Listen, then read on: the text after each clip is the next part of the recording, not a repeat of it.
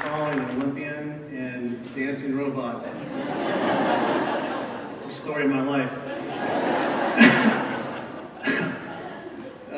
Anyway, it's great to be here in New Albany today, a home of Mr. Les Wexner. My first job, actually, after graduating high state was as a corporate real estate analyst for his companies. Over the years, he's had many, many people come in and out of his organizations that have helped him be so successful and his companies be so successful. And I'm definitely not one of those people. But I made those people look good, I think. So I'm going to share with you today a little bit how I became the heir apparent to the chairman of the board at the Limited to someone who owns a taco truck. So yeah, I have a taco truck, and there is no free lunch today still. So, however, I'm hoping to share a little bit of faith with you all today, and maybe a sign or two. So, it was about 14 years ago, almost to the day. Nice sunny spring day. My wife and I just closed on our new house. Our first daughter we're getting ready to celebrate her first birthday. My construction businesses were seemingly doing well. Life was good. I'd heard before that tomorrow was promised to no one, and I found out the hard way that was the case. The very next day, I got a call that would change my life forever. My business partner and good friend, Phil Burkhardt, had just died in a car crash, a dragster actually, in a race just outside of St. Louis, at Gateway International Speedway. He had accelerated through the finish line, for reasons still unknown to this day, through the safety sand pit, jumped the road, ended up in a gorge, was life-flighted to a nearby St. Louis hospital, died about an hour later. What a way to go, right? We were equal partners in 4 different businesses at the time he had died. In our mid-20s, we started these businesses. We grew them into a $6 million organization with over 100 full-time employees at one point in time. It took about 7 years to do that. And 7 is a lucky number, right? So the next 7 years was a bit challenging. I sold off those businesses after a bit of time with not a whole lot to show for it. I tried starting new businesses with not much luck. I sent out hundreds of resumes and found it difficult to even get an interview. I went through my life savings and then some. I racked up more debt than I would care to admit or ever imagine.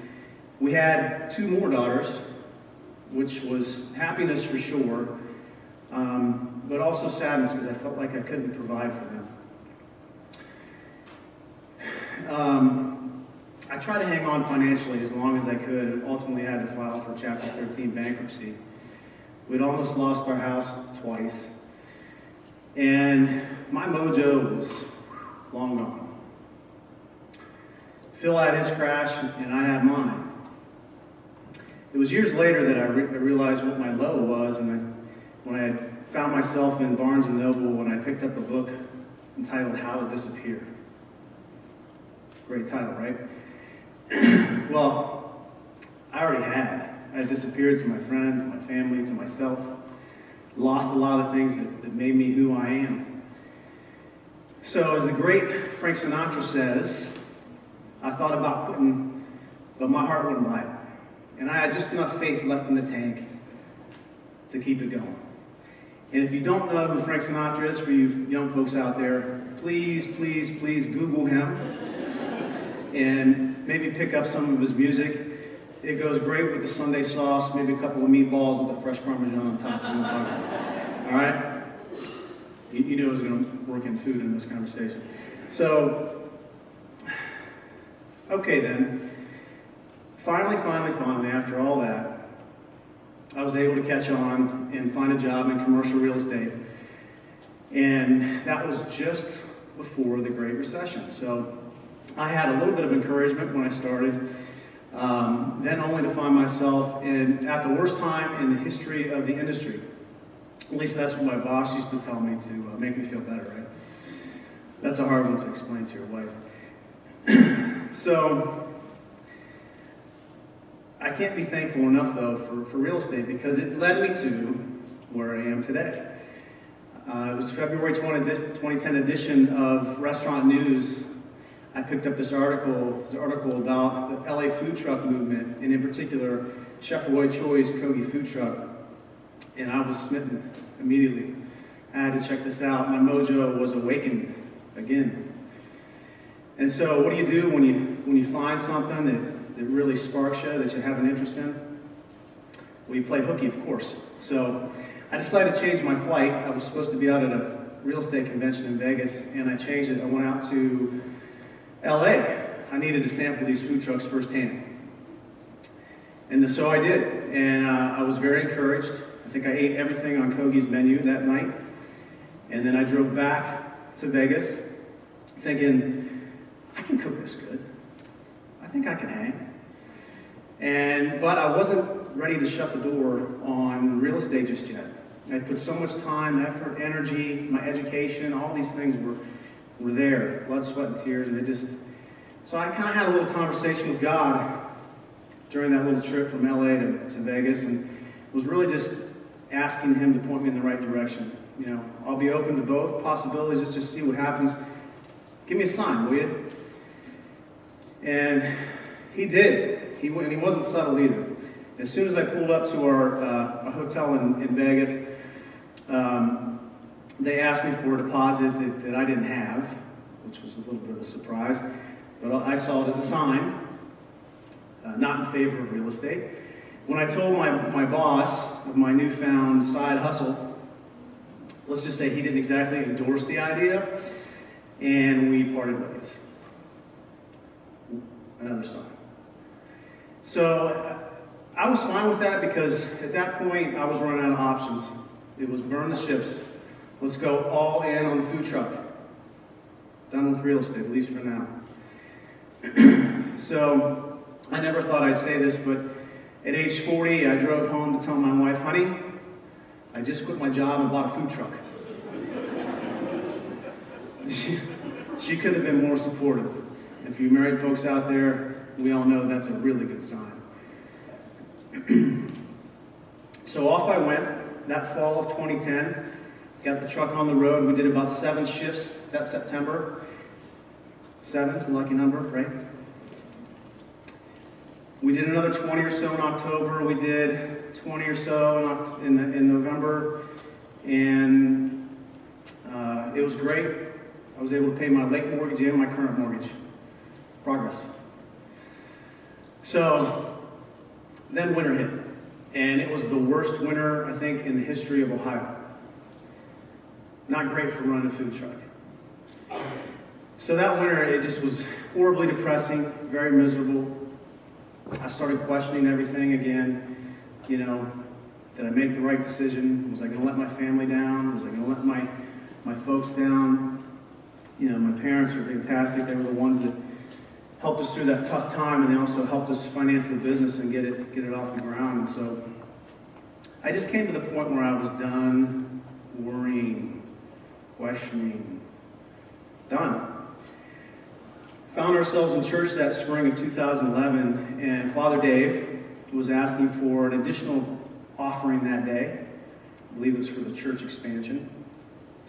And he said, if you have any special prayers, why don't you go ahead and write them down on the back of the envelope, and we'll offer them up to God for you. And I was all ready to do that as it was. And so he gave me that additional encouragement that I needed.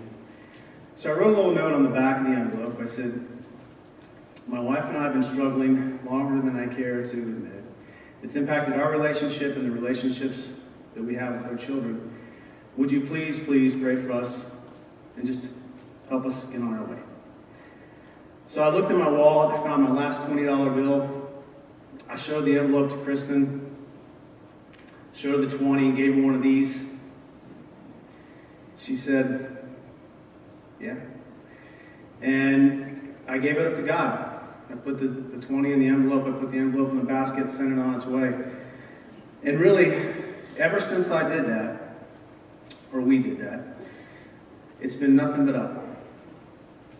It's been a lot of hard work, for sure, but all positive, nothing but up. Positive mojo, as I like to say. Within a couple of days, Kristen got fantastic new job. She's just down the street here. She's the director of tennis at the Albany Country Club. That couldn't have come at a better time. It took pressure off me and our family. It allowed me to grow my business more organically and not rush into things and say yes to things that didn't make sense. And that was the best thing that could have ever happened for my business. And so we were on our way. We had renewed hope and faith. And it was going to be a good year. So that spring, I took the truck down to 3rd and State. It's kind of a normal stop that we had the year before. And I brought some extra help with me. I intended on putting my sales hat on and just going out and canvassing the local businesses, letting them know what we do and when we do it and what they're missing out on. But I need to get some change. So I went over to the bank just across the street, and there's a little plaza area there. And the only person that's sitting there in that plaza is Coach Lou Holtz, okay? And for you folks, young folks maybe that don't know who Lou Holtz is, while you're Googling Frank Sinatra, go ahead and Google Lou Holtz and maybe pick up a book of his. Okay, so I would not normally bother someone like Coach Lou Holtz, but I felt that it was more than coincidental that he was there literally the week after our relative Jack Doty had passed away. And I knew, Jack Doty went to high school with Coach Lou. They played football together at East Liverpool High School. And I knew that the coach had mentioned Jack before in his speeches and in his books.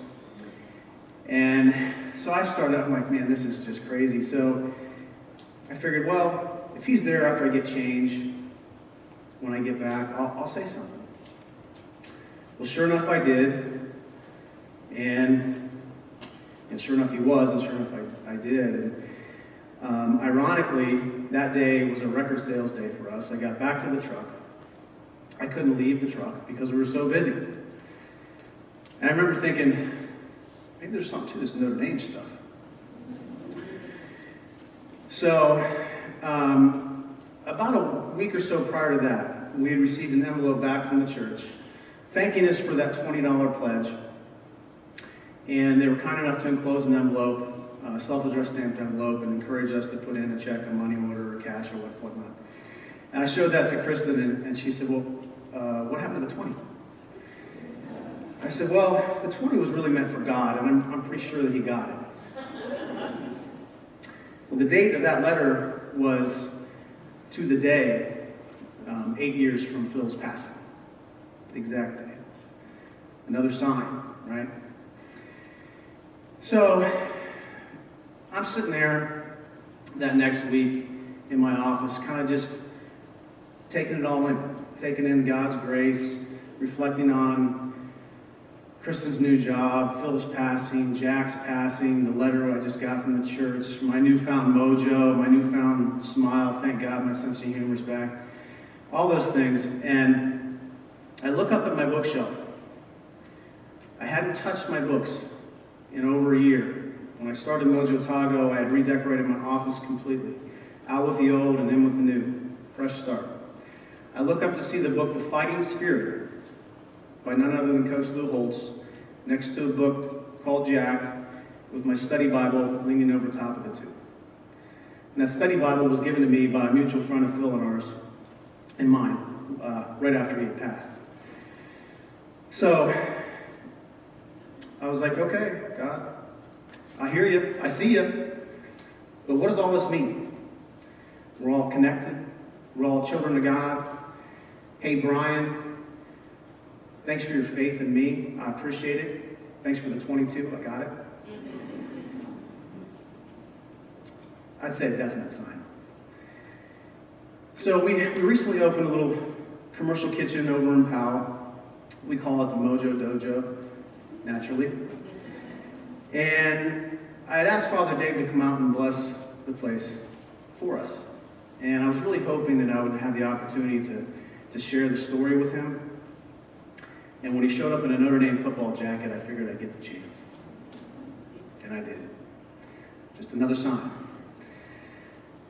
So whether you have faith or whether you don't have faith, whether you've been lucky enough to see faith in action, or maybe you haven't, faith is really more than an idea. It's certainly an idea we're spreading, but it's more than an idea. It's a form of love.